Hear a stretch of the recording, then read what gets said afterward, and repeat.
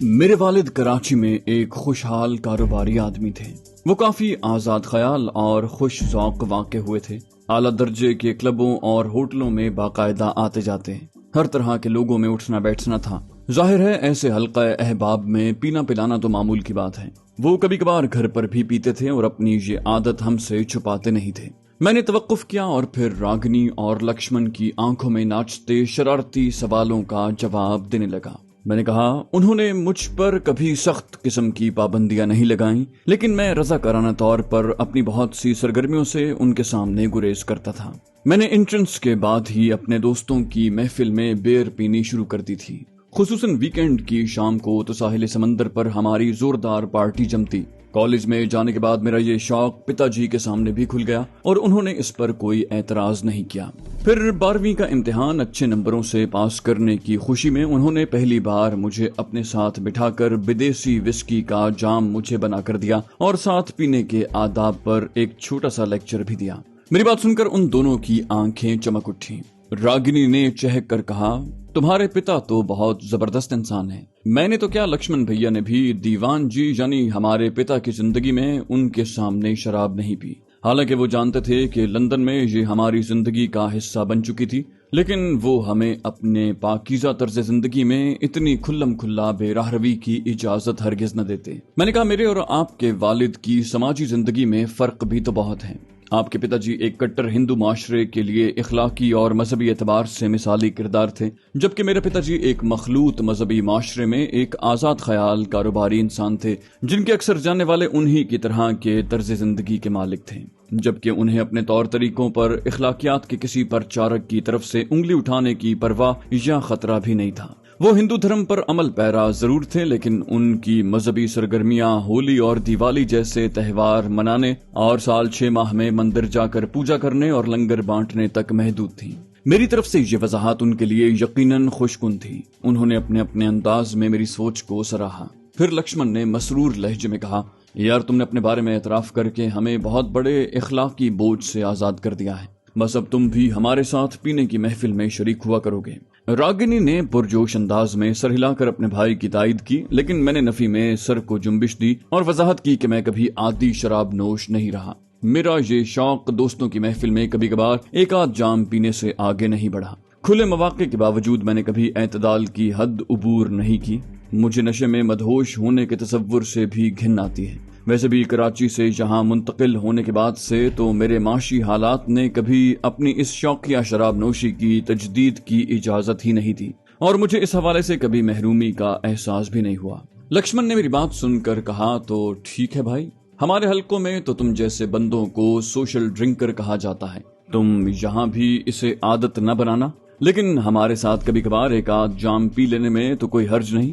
میں نے کہا مجھے کوئی دلچسپی تو نہیں ہے، لیکن آپ لوگوں کی خوشنودی کے لیے میں مہینے میں ایک آدھ بار ایک آدھ جام کے ساتھ آپ کی محفل میں شریک ہو جایا کروں گا، لیکن ایسا کوئی بھی پروگرام اچانک نہیں بنے گا، آپ لوگ مجھے پیشگی اطلاع ضرور دینا۔ لکشمن نے کہا، ہمیں تمہاری یہ شرط منظور ہے، ہم صرف خاص موقع پر ہی تمہیں دعوت دیں گے۔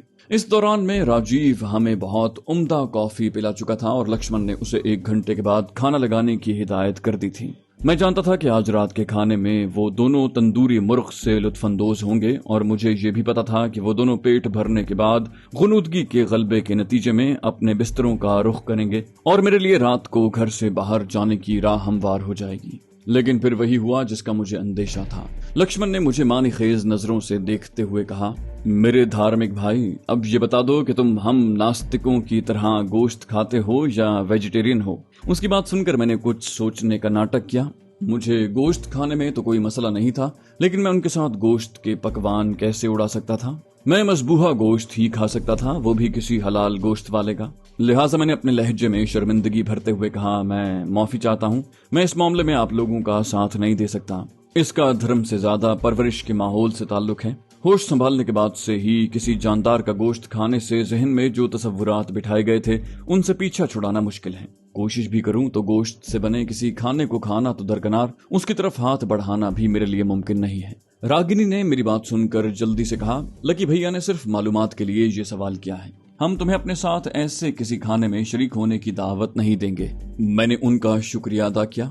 तभी जहन में एक ख्याल पैदा हुआ। उनके अच्छे मूड से फायदा उठाने का ये बेहतरीन मौका था। मैंने बारी बारी उन दोनों की तरफ देखा और फिर फिदवियाना लहजे में कहा, मैं शराब पीने का आदी तो नहीं हूँ, लेकिन मैं आप लोगों के सामने अपनी एक दूसरी लत का एतराफ करना चाहता हूँ। मेरी बात सुनकर वो दोनों चौंके।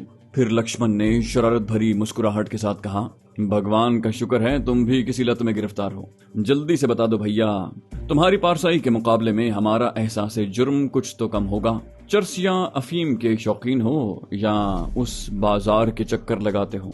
ये कहते हुए उसने मक्काराना अंदाज में आंख मारी। मैंने मुस्कुराते हुए कहा, नहीं, मैं बदजौक ऐसा कोई शौक नहीं रखता। दरअसल हमारे मोहल्ले में हर रोज रात को चौक में शतरंज की महफिल जमती थी। मैं बचपन से उसमें शरीक हुआ करता था। वीकेंड पर तो सवेरा होने तक एक दो टोलियां बिसात पर सर जोड़े बैठी रहती।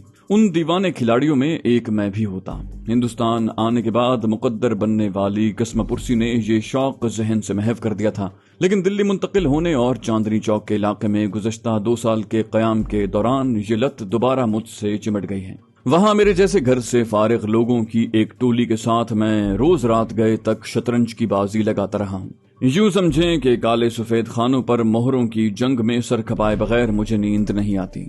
मैं एतराफ करता हूँ कि कल रात भी मैं लक्ष्मी नारायण मंदिर जाने की बजाय चांदनी चौक गया था और सुबह तक शतरंज खेलता रहा। वो दोनों पहले तो हैरानी से मेरी बात सुनते रहे, फिर वो शरारत से मुस्कुराने लगे और आखिरी बात सुनकर वो बेसाख्ता हंस पड़े।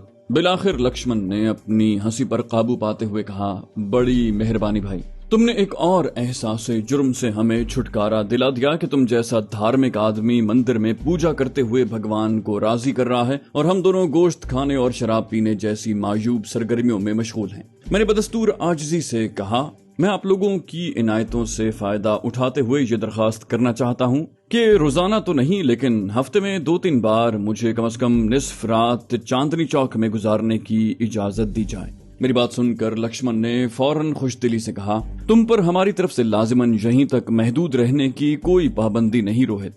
अपनी ड्यूटी पूरी करने के बाद तुम कहीं भी जाने और वक्त गुजारने के लिए आजाद हो। अगर रागिनी को इत्तला दो तो तुम्हारी मर्जी, वरना तुम पर कोई रोक टोक नहीं है। न ही तुम हम दोनों के अलावा किसी को अपनी सरगर्मियों के हवाले से जवाब दे हो। अगर दिल चाह रहा है तो आज भी रात के खाने के बाद निकल जाओ। रागिनी ने अपने भाई को मोहब्बत भरी नजरों से देखा और उसकी बात आगे बढ़ाई। बोली, तुम्हें सपोर्ट विमेन के मैनेजर की हैसियत से मेरी गाड़ी अपने इस्तेमाल में रखने की भी पूरी इजाजत है, क्योंकि ये गाड़ी इसी ऑर्गेनाइजेशन की मिल्कियत है। अलबत्ता इसे बाहर ले जाने से पहले मुझे बता दो तो बहुत अच्छा होगा, ताकि मैं उसके मुताबिक अपनी मसरूफियात तरतीब दे सकूं। लक्ष्मण ने यह सुनकर खुश दिली से कहा, मेरी मानो तो ये गाड़ी रोहित ही के लिए मुख्तस कर दो रागिनी। ये फटीचर गाड़ी वैसे भी मेरी प्रिंसेस बहन के शायान शान नहीं है। तुम अपने लिए सपोर्ट विमेन के फंड से नए मॉडल की ब्यूइक गाड़ी खरीद लो। तुमसे कोई पूछने वाला तो है नहीं और ना ही इससे सपोर्ट विमेन के खजाने पर कोई फर्क पड़ेगा। बात पूरी करते करते उसके लहजे में शरारत भर गई थी। उसकी बात सुनकर रागिनी ने कैकहा लगाया और कहा कि तुम्हारी तजवीज बहुत अच्छी है। इसके पहले हिस्से पर अमल का तो मैं फौरी हुक्म जारी करती हूँ, यानी ये गाड़ी आज से रोहित जी के इस्तेमाल में रहेगी। दूसरे हिस्से यानी अपने लिए गाड़ी की खरीदारी का फैसला गौर ख्वास के बाद करूंगी। इस वक्त मार्केट में और भी अच्छी इंपोर्टेड गाड़ियां मौजूद हैं। लक्ष्मण और रागिनी नई गाड़ी के इंतखाब के हवाले से आपस में बहस करने लगे। उधर मैंने इत्मीनान का सांस लिया। मैंने अपना एक और मसला खुश उसलूबी से निपटा लिया था। मेरे यहाँ से किसी भी वक्त बेरोक टोक बाहर जाने का बंदोबस्त हो गया था। आज तो खैर मैंने उन्हें बेसुध सुलाने का बंदोबस्त पहले ही कर लिया था, लेकिन मैं कितनी बार उनके खाने में नींद की दवाई मिला सकता था। रात को मेरी पुरस्कार गैर हाजिरी बंगले के बाकी मकीनों को भी शक में मुब्तला कर सकती थी। मैंने उन्हें गैर मुतवज्जे पाकर इजाजत तलब की और अपने ठिकाने पर आ गया। कुछ देर के बाद राजीव मेरा खाना ले आया। मैंने आज ही दरियाफ्त करदा उसकी एक रग को छेड़ते हुए पूछा, हाँ तो राजीव भैया, अपने लक्ष्मण जी और उनकी बहना को मुर्गी खिला दी या अब खिलाने जा रहे हो? मेरी बात सुनकर वो चौंका और नाराजगी और मायूसी के मिले जुले जज्बात के साथ कहा, बेबसी का एहसास दिलाकर क्यों हमारा दिल जलाते हो रोहित भैया। गुर्बत और पुराने नाते के हाथों मजबूर हूँ, वरना कभी का इस नौकरी को लात मार कर चला जाता। लेकिन सच्ची बताऊं, कभी कभी तो दिल करता है कि उनके खाने में जहर मिला दूं, ना रहेगा बांस ना बजेगी बांसुरी। मैंने जल्दी से कहा, नाराज क्यों होते हो राजीव भाई?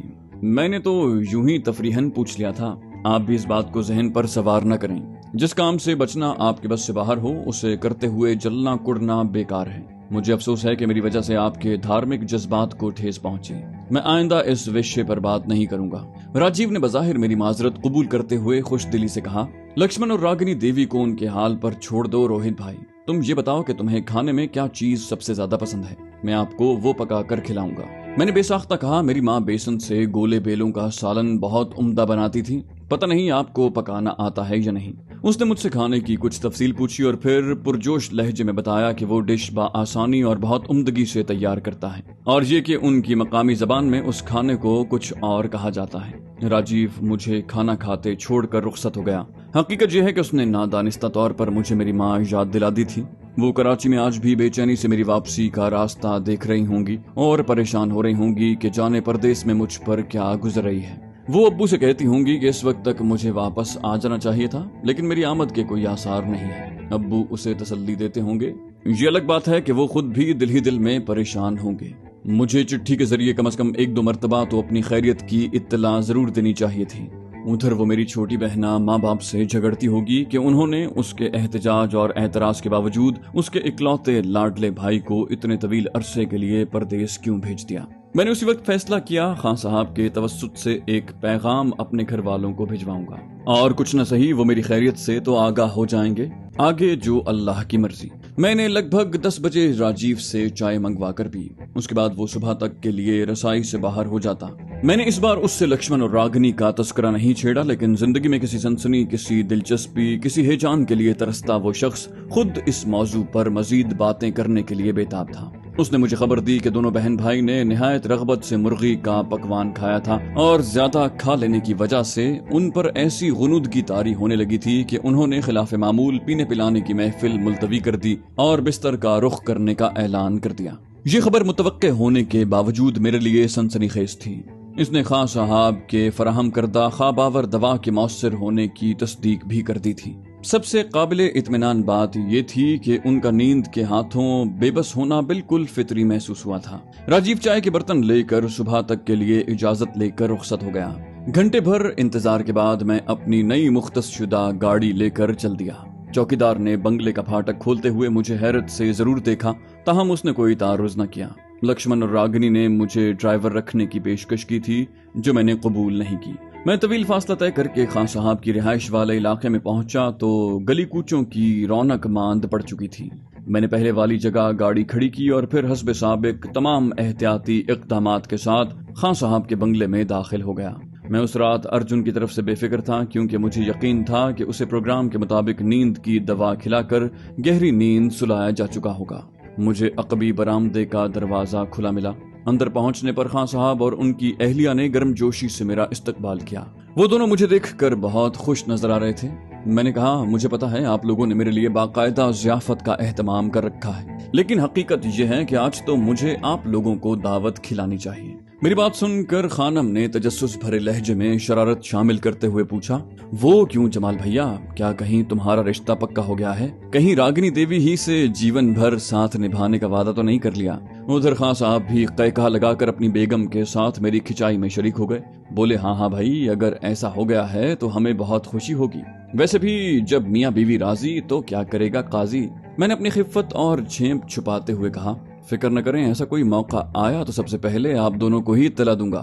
فی الحال تو میں ایک عدد عمدہ سی گاڑی مکمل طور پر قبضے میں آنے پر آپ دونوں کی مبارکباد کا منتظر ہوں، اور ساتھ ہی مجھے بلا روک ٹوک اور وضاحت کسی بھی وقت کہیں بھی آنے جانے بلکہ رات باہر گزارنے کی بھی اجازت مل گئی ہے۔ خان صاحب نے یہ سن کر پرجوش لہجے میں کہا، بھائی یہ تو واقعی بہت اچھی خبر ہے، ہم دونوں کی طرف سے تہہ دل سے مبارکباد، اور تم پر ایک شاندار سی دعوت ادھار۔ اس پر خانم نے کہا، آپ فکر نہ کریں، اپنے جمال بھیا کی طرف سے یہ دعوت میں کھلا دوں گی، دن آپ مقرر کر لیں۔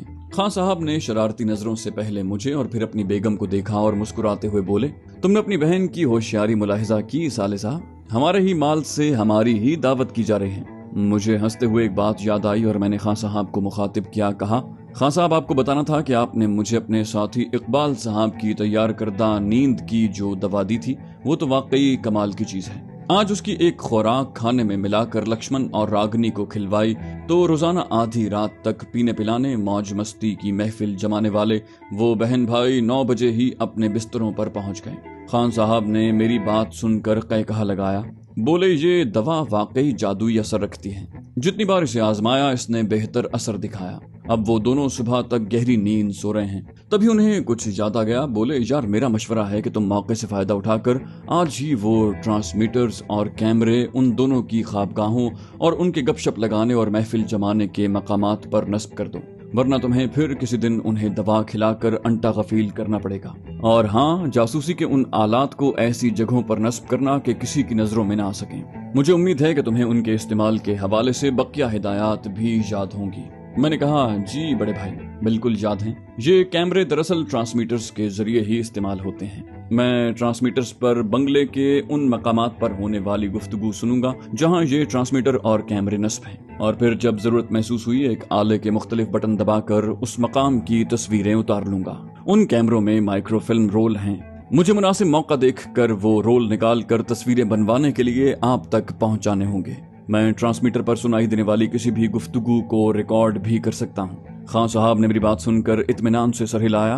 बोले इस तरह की इजादों के हवाले से जर्मनी और बरतानिया में सख्त मुकाबला चल रहा है। खुफिया कैमरों की तैयारी में जर्मनी का जवाब नहीं, जबकि रेडियो ट्रांसमीटर की टेक्नोलॉजी में बरतानिया गैर मामूली कारकर्दगी का मुजाहिरा कर रहा है। मैंने उनकी बात उचकते हुए कहा, और फायदा हम जैसे मुफ्त खोरे उठा रहे हैं। खान साहब ने मुस्कुराते हुए कहा, हाँ है तो कुछ ऐसा ही। वो मुहावरा है ना, दुख सहें बीफाख्ता कव्वे अंडे खाएं। वैसे ये जासूसी आलात मुफ्त हरगिज नहीं है। इनके इवज भारी रकम सर्फ करना पड़ती है, ताल्लुकात लड़ाने पड़ते हैं, तब कहीं जाकर बहुत कोशिशों के बाद ऐसी चीजें हाथ लगती हैं। मैंने कहा दुआ करें हमारी कौम का ये कीमती सरमाया भी कारआमद साबित हो और हम कुछ ऐसी मालूमात हासिल करने में कामयाब हो जाएं जो हमारे मिशन की कामयाबी में अहम किरदार अदा कर सकें। खानम ने कहा फिक्र न करें, अल्लाह रब्बुल इज्जत इस बार भी आपको वैसे ही भरपूर मदद करेगा जैसे इससे पहले करता रहा है। खान साहब और मैंने आमीन कहा। खानम मेरे लिए कुछ खाने पीने के इंतजाम करने चली गईं। तभी मैंने खान साहब से पूछा, आपको पूरा यकीन है ना कि इरफान अहमद साहब ने शराब का नशा न चढ़ने के हवाले से जो तरकीब बताई है वो बिल्कुल कारआमद है? मैंने खुद को कभी कभार पी लेने वाला यानी सोशल ड्रिंकर बताया है। आदि शराबियों की भरपूर कोशिश होती है कि किसी दीगर पीने वाले को भी अपने साथ शरीक करें। मैं अब तक तो बचा हुआ हूँ, लेकिन मुझे पता है कि जल्द ही मुझे लक्ष्मण और रागिनी के साथ एक आध जाम जरूर पीना पड़ेगा। ऐसा न हो कि इरफान साहब का टोटका काम न करे और मैं पी कर मदहोश हो जाऊं। मेरी बात सुनकर खान साहब ने हल्का सा कहकहा लगाया और कहा, भैया हजरत दाग दहलवी का वो शेर नहीं पढ़ा क्या? पूछिए मैं कशों से लुत्फे शराब, ये मजा पाकबाज क्या जाने। फिर संजीदा होते हुए कहा, भाई आप बेफिक्र हो जाएं, हमारे कई साथियों का बार बार आजमूदा टोटका है और दुरुस्त अंदाज में इस्तेमाल करने के बाद कई जाम पीने के बावजूद नशा नहीं होता। मैंने हकीकी हैरानी के साथ कहा, वाकई हैरत अंगेज बात है। इरफान साहब ने जिस चीज को माने नशा की हैसियत से दरियाफ्त किया है वो तो परचून की हर दुकान पर सस्ते दामों दस्तयाब है, जितनी चाहे खरीद लो। खान साहब ने कहा, यही तो कमाल है, बस तरकीब इस्तेमाल याद रहे। हर जाम से पहले चाय के चम्मच के बराबर खुराक हलक से उतारनी है। इस तरह चाहे 5 जाम पी लो, नशा दिमाग पर सवार नहीं होगा। इस मौके पर खानम ने मुदाखलत की। बोली, लेकिन शराब पीने का गुनाह तो होगा ना?